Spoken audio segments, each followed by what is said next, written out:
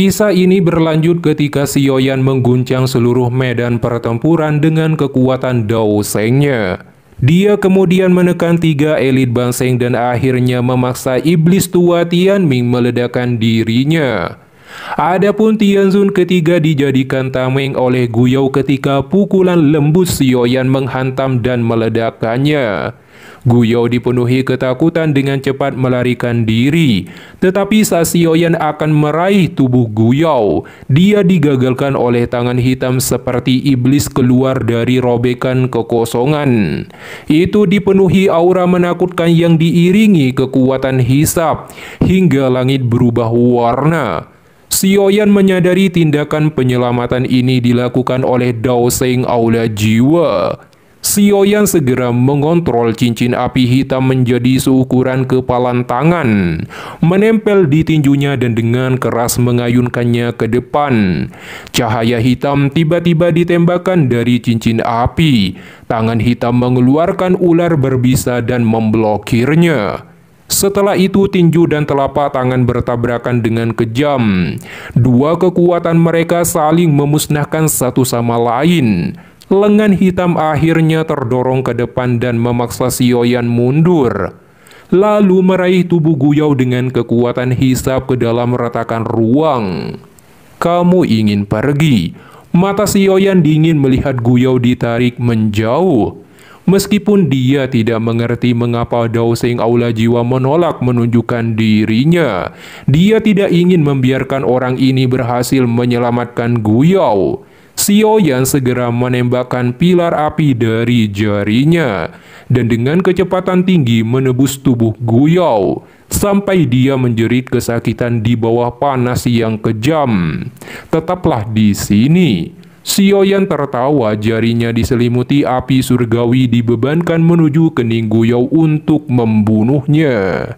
Kamu dari generasi muda bertindak berlebihan. Teriakan Patua akhirnya bergema dari celah spasial hitam gelap. Lengan hitam dengan cepat menarik tubuh Guyou ke dalam celah ruang. Pada saat yang sama, Dao Sheng misterius itu mengulurkan jari hitamnya dan bertabrakan hebat dengan jari Xiaoyan. Badai yang menakutkan muncul dari titik kontak, mengakibatkan ruang kosong dalam jarak 1000 kaki hancur berkeping-keping. Xiaoyan akhirnya dipaksa mundur beberapa langkah. Matanya sedingin es saat dia melihat tangan hitam pekat itu. Sesaat kemudian tangan hitam menjadi ungu merah akibat api surgawi. Tangan hitam perlahan ditarik ke dalam celah spasial diikuti suara tua bergema di alam bintang. Bocah kecil, kamu seharusnya tidak merasa senang. Klan Hunku telah membuat kesalahan dengan membiarkanmu menjadi sekuat ini. Tapi jangan berpikir bahwa klan Hunku takut hanya karena kamu telah mencapai kelas Dao Sheng. Jika kamu ingin menyelamatkan ayahmu Xiaozan, maka kamu harus pergi ke alam Hun. Aku akan menunggumu. Xiaoyan tertawa. Yakinlah, cepat atau lambat aku akan pergi ke alam Hun. Sombong sekali, jika sesuatu tidak membatasiku, Patua ini akan muncul dan membunuhmu hari ini untuk menghindari masalah di masa depan. Patua itu sangat marah mendengar tawa dan perkataan arogansi yang dilontarkan Xiaoyan. Setelah itu garis retakan menyusut dengan cepat di depan mata banyak orang sebelum menghilang. Tetapi dia masih meninggalkan kata-kata terakhir. Meski Xiaoyan berjuang keras, dia akhirnya akan menjadi tawanan klan Hun seperti nasib leluhurnya. Tatapan Xiaoyan menjadi dingin, tidak berharap alam bintang yang telah dikunci kekuatan ruang dapat ditembus oleh Dao Sheng klan Hun dan menyelamatkan Guyou. Xiaoyan berpikir dia berada di Dao Sheng puncak dan kemungkinan adalah Tianzun pertama. Meski demikian, Xiaoyan tidak akan pernah takut selama ada kekuatan api surgawi, bahkan jika mereka bertempur. Mulai dari sekarang, klan Hun tidak akan meremehkan Xiaoyan dan mereka harus mengirimkan ahli sejati jika berani bermain trik. Saat bertemu dengan orang-orang klan Hun lagi, dia menduga pertempuran sangat intens akan meletus. Sioyan dengan lembut menghembuskan nafas. Dia berbalik dan melihat para murid dan sesepuh paviliun bintang jatuh terguncang akibat pertempuran menakutkan tadi. Suara Sioyan bergema ketika dia berdiri di atas langit. Semua sesepuh kembali ke tugasnya, bersihkan kekacauan ini. Mereka yang cedera harus segera pulih. Semua murid harus melanjutkan aktivitas seperti biasanya. Semua orang segera bergegas mengikuti perintah. Kemudian Sioyan bertanya keadaan Yellow dan Ratu Medusa. Ratu Medusa hanya menunjukkan wajah malu-malu, dan Yellow tertawa. Aku baik-baik saja. Sekarang kamu akhirnya melampaui gurumu. Yellow mengangkat kepalanya dan bertanya tentang Daoseng klan Hun. Sioyan menjawab dia sangat kuat tetapi dia dibatasi oleh sesuatu. Sioyan dan yang lainnya kemudian berpindah tempat ke dalam aula besar dan menceritakan apa yang telah terjadi selama 2 tahun terakhir ini. Sioyan yang mendengarkan bagaimana 2 tahun telah berlalu dengan berbagai insiden. Rasa dingin melintas di mata Sioyan saat mendengar aliansi sungai yang mendalam. Jika Sioyan tidak datang tepat waktu keluar dari pelatihan tertutupnya, paviliun bintang jatuh akan hancur. Sekarang aliansi sungai yang mendalam sudah bukan ancaman. Tujuan Sioyan sekarang adalah membentuk aliansi yang sangat besar, karena integritas kekuatan paviliun bintang jatuh masih jauh dari cukup untuk menandingi aula jiwa. Yellow dan yang lainnya terkejut mendengar kata-kata ini dan segera memikirkan gagasan itu. Ratu Medusa berkata, ini sepertinya tidak akan mudah, aula jiwa terlalu kuat. Siapa lagi selain kita yang akan melawan mereka?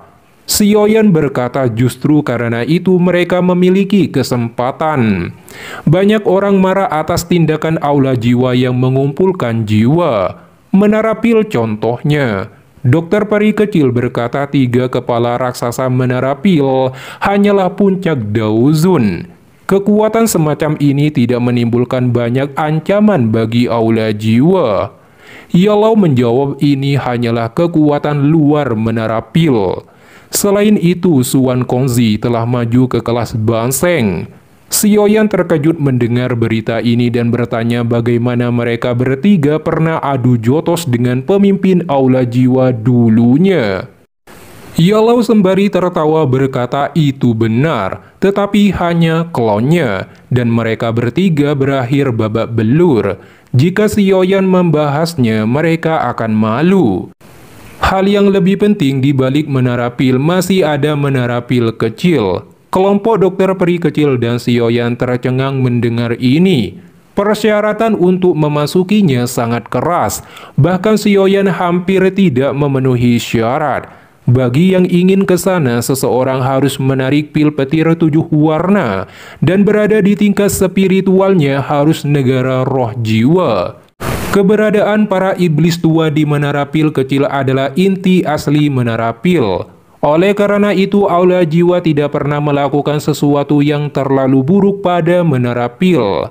Bahkan Yellow akan membungkuk jika bertemu mereka. Hubungan para iblis tua dengan aula jiwa sangat buruk. Saat itu pemimpin menara pil menerima seorang murid. Dalam 4 tahun dia telah melampaui banyak tetua. Namun, entitas murid ini sebenarnya adalah utusan aula jiwa. Pemimpin menara pil melepaskannya karena hubungan murid dan guru. Tetapi murid ini sebaliknya membunuh gurunya sendiri dengan bantuan beberapa ahli dari klan Hun. Ini mengakibatkan perang besar antara menara pil dan aula jiwa. Menara pil berakhir dengan kerugian besar dan memiliki dendam besar. Sioyan terkejut mendengar cerita ini dan membentuk aliansi dengan menara pil sangat mungkin. Meski Sioyan dipenuhi kegembiraan saat ini, tetapi Yellow menyuruh Sioyan agar tidak senang dulu, karena akan sangat sulit untuk membuat orang tua yang keras kepala itu menyetujui aliansi. Xiaoyan tersenyum. Terlepas dari berhasil atau tidak, dia akan berusaha meski peluangnya rendah.